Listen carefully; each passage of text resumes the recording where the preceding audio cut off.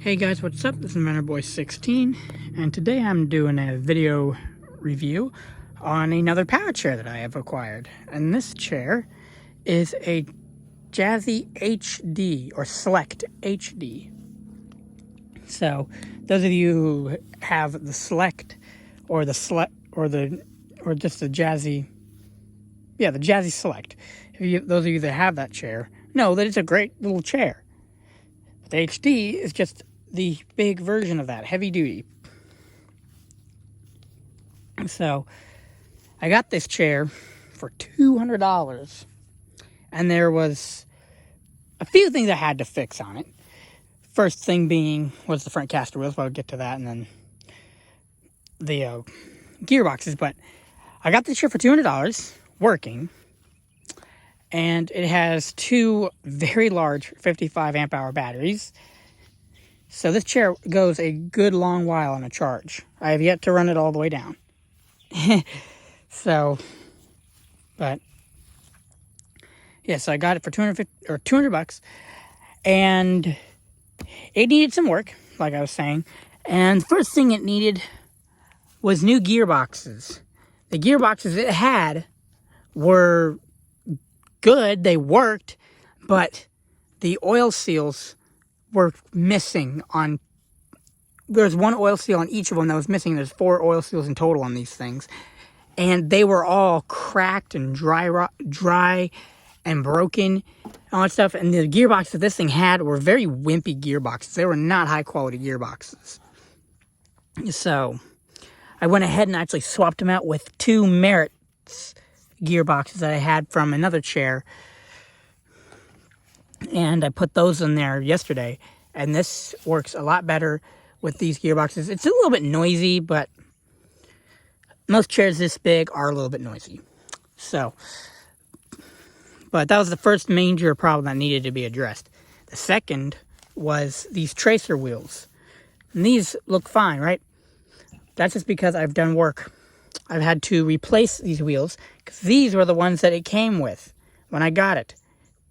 See how flat that is? This is the same style wheel as what this is. People who had previously had these traces all the way down where they were rubbing on the ground, even on flat concrete.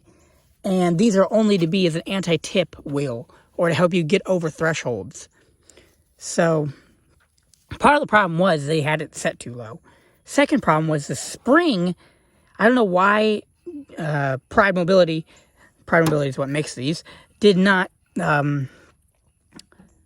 make these springs shorter.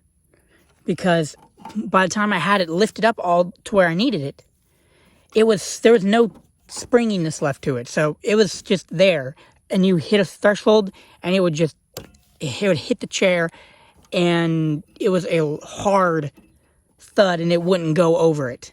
This goes over it now because I cut the springs on either side. I cut about, I'd say that's about an inch to an inch and a half of spring off, and that has made a major difference. I still have the flex in the spring to be able to go up and down stuff, but I have the wheel lifted up enough where it's not rubbing on the ground. So that was one of the major things besides the gearboxes that need to be done.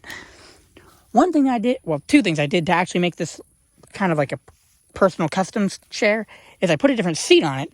I got this seat from the guy who I actually got those gearboxes, or the Merit's gearboxes, because they came off of a parts chair from.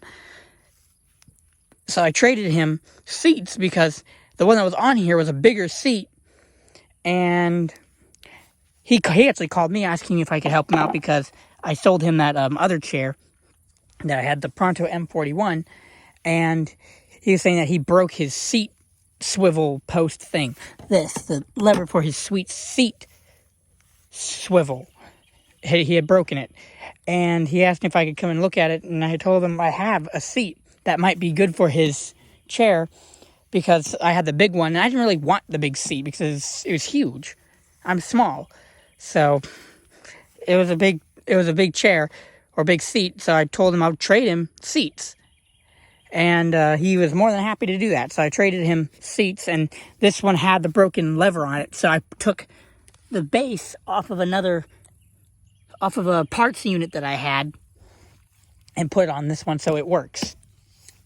And this seat is very nice. Perfect seat for someone my size for this chair. So I put that seat on here. And then another thing I did was I actually swapped controllers. Those of you who saw my Quantum Dynamo power chair review know that this is the same controller that was on that chair. I took it off of that one and put it on this one because this one's controller was a Dynamic Shark controller, which is what Pronto uses or Invacare uses on all their chairs. And Jazzy had it on this particular chair, but they had it programmed where the chair was going much slower than what it was actually capable of going. So I took the controller from my other one and put it on here, so that way this chair goes its full speed. And I did have to do some modding to it to do that. I had to drill a hole and put this port here, because that's how the other one was. But other than that, it was pretty straightforward. Just take the controller off and put it in there. So, but this controller allows me to have a lot more pep, and it's a lot more responsive than the other controller. So it makes it a lot better for driving it. So, speaking of driving, we'll go on a driving review now. So, same controller, so you'll know it's a very responsive, robotic-y, like snappy controller. I mean, this thing, you give it the beans and it'll go. So I'm going to show you guys here just what this chair can actually do. This is a very capable chair, and it's very off-road capable. So, we're in grass here, you know, nothing big, no big deal. Look at the crap I'm about to go through. And this chair will go through this. You can see it pushing it down. I'll run over a tree here. Whoop. Got high-centered there on top of it. But you can take and run down trees like that and this. And it can just handle and go over this stuff almost like it's not even there. Really, the only thing it's limited by right now are the tires. And that's because they're not really grippy tires. But you can see I can go almost anywhere with this chair. The only thing it struggles with is thresholds that are higher than about 3 inches. But almost any power chair is going to struggle with those. So let me just get these parts and we're going to go onto the road. I'll show you just how fast this chair is. So let's turn around here. Got a little bit of a grassy field, and sorry for the shakiness. It's kind of hard to hold steady when you're having to drive and the terrain is really bumpy. And that is one downside to this chair, is it's a unibody. There is no flex points or suspension to it. So it's a very rigid ride.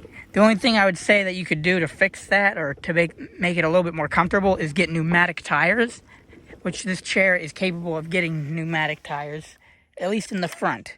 And that would help. That would help with rigidity and bumpiness a lot, just having some pneumatic tires. But I have the non-flat tires on it that it came with. So, but I mean, it's pretty good. So here we are, we're on the road. So I'm going to show you guys how fast it was going prior to me doing the upgrades. So we were going about this fast, which seems like it's pretty good, huh? About 4 miles an hour, something like that. Now, I'm going to show you what it goes with this controller after I did the upgrade to it. So it's a lot quicker than 4 miles an hour now. It's a pretty fast chair, actually. I mean, it's slow in comparison to my Quantum rival that I have in my grandpa's. This is slower than that chair, but it's definitely fast. Way faster than the majority of my chairs that I've had. And it stops on a dime almost, because this controller is programmed with a braking system in it, or it's programmed to have the brakes active, where it'll actively slow the chair down and stop it. Whereas with the Shark, Dynamic Shark controller that was on it previously, it would just coast to a stop, and there was no braking option. It would eventually stop, but it took like about this far to stop, whereas this one stops instantly. So,